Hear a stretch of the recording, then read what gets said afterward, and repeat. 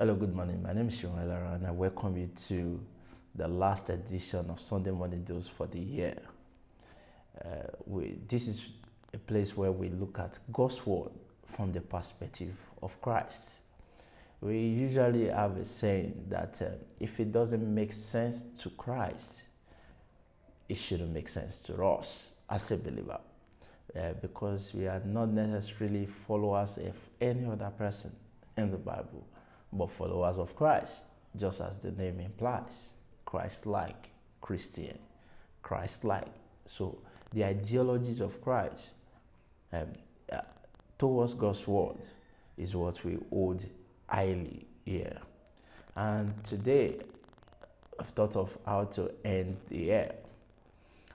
But obviously, for the coming year, we're probably going to need two things to respond. We are probably going to respond to the next year from these two perspectives: abounding or abasing. As a Christian, we should not, none of the words should frighten us. Whether we are increasing or we are decreasing should not frighten us. When we talk about increasing, many believers feel to be happy with that, but they don't come to terms that sometimes we need to decrease. Sometimes the way to go up is to first go down. The way to go up is to first go down. A plane taxed in the ground, on the ground, before going into the air. The way some of us need to go up is first to go down. But we would not value going down when we have a wrong perspective to decreasing. And today, that's what we'll be discussing.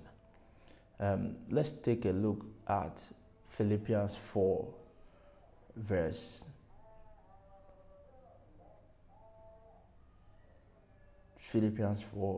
12. Let's read.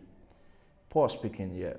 It says, I know how to live when I'm poor, and when I have plenty. I have learned the secret of how to live through any kind of situation. When I have enough to eat, or when I am hungry, when I have everything I need, or when I have nothing. Paul speaking, I know how to live. I know how to live when I have abundance, and I know how to live when I only just have little. And this should be the outward of any believer. This should be our perspective to life, that none frightens you. Abounding doesn't frighten you, and abasing, if need be, does not frighten you and does not discourage you in any way, because it's expected. Life is a cycle, and you should be expected, or you should be aware and ready to go through cycle, to complete the circuit. You should be ready. You should be ready. So here is what Christ had to say. But before we finish what Christ has to say, Paul completed this same thought in verse 13. And he says, this is why I could go through life. This is why I could go through the ups. And this is why I could go through the down. In verse 13, Christ is the one who gives me the strength I need to do whatever I must do. So the strength, the proof of Christ's strength in you is that you could go through life in whatever phase you are in.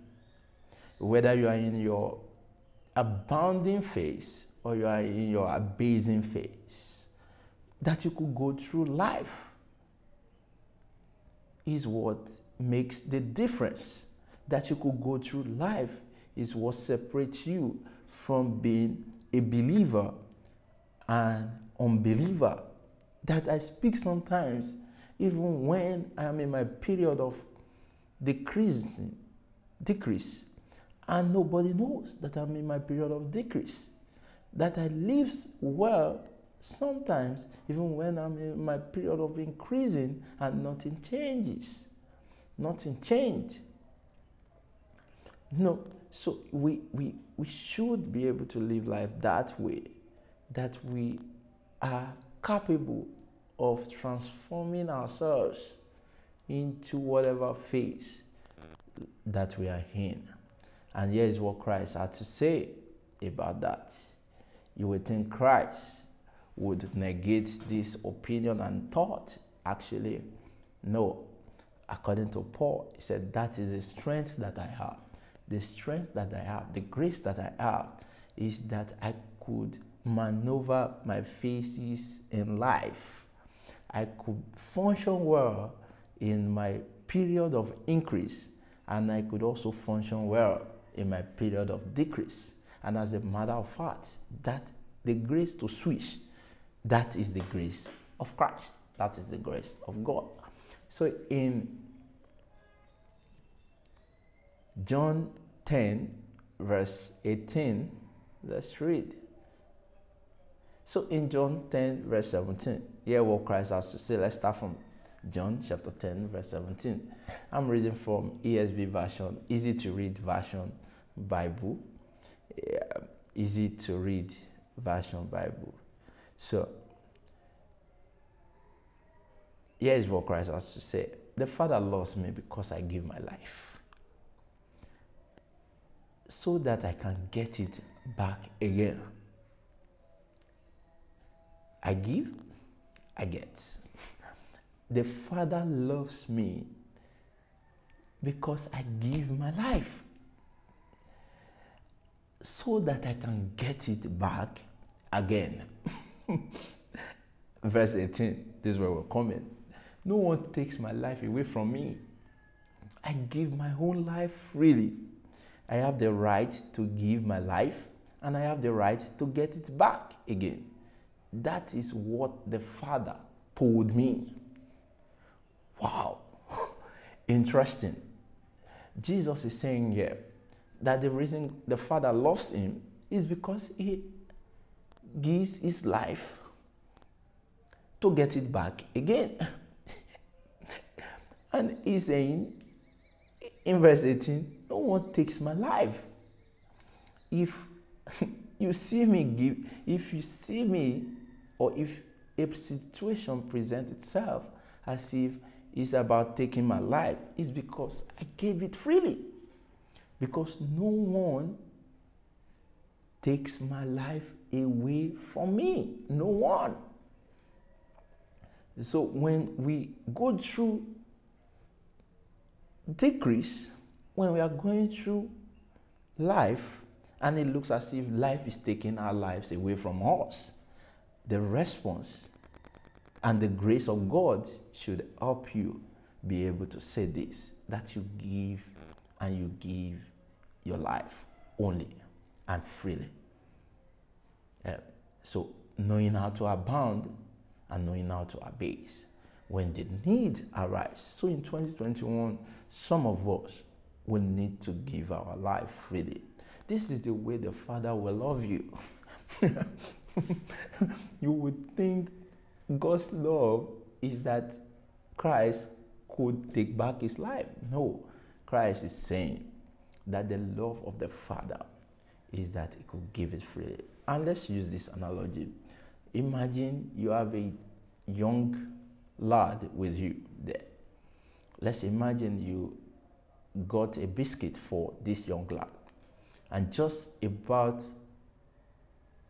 the time the young lad will open the biscuit or whatever gift it is, his period of gift, you demand that the young person should give you back the gift. What will be your response if the person gives it freely to you? And what will be your response if the person hesitates a bit? And that is what Christ is saying.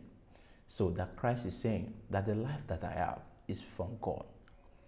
And this is my smartness. My smartness is that this gift, I have decided to give it at any point of time that He demands that I give it.